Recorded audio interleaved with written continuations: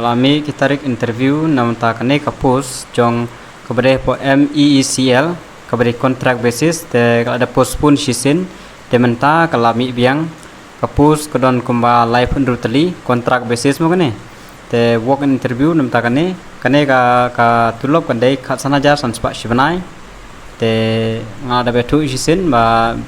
educational qualification kade bachelor degree in commerce, bachelor degree in science or arts with mathematics or statistics as one of the subject,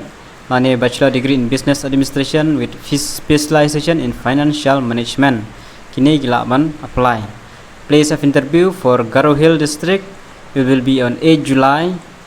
2022, 10 a.m. onward at Rongkhon IB MEECL Rongkhon Tura.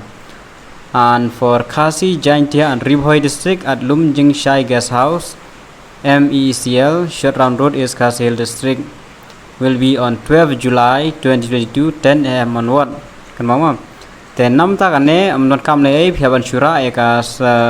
application yopi standard form te ka standard form pilaban thit na yo nangno dukan te pandap nita ra certificate baro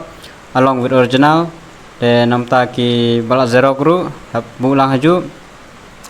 te sa lej hakatukas ngihi ban yo ban interview the note will be paid to candidates for attending interview ki bawan interview man kinnom su ka balaj bawan the registration of candidate will be from 9 am to 11 am kajing registrar bere kasdang khandai baji hadu khadwei baji te kinu gitu ki badon jingmut ban apply nam ta kane ka kam po MEECL te sobha lek kham koloi namar ba ka register kane khandai hadu khadwei te nam ta ka khasi janja andri boy Kandai khat ar tarik Julai sekan mau bhai ka tarik manam tagi garu 8 Julai. Tangkinai kublai jubun.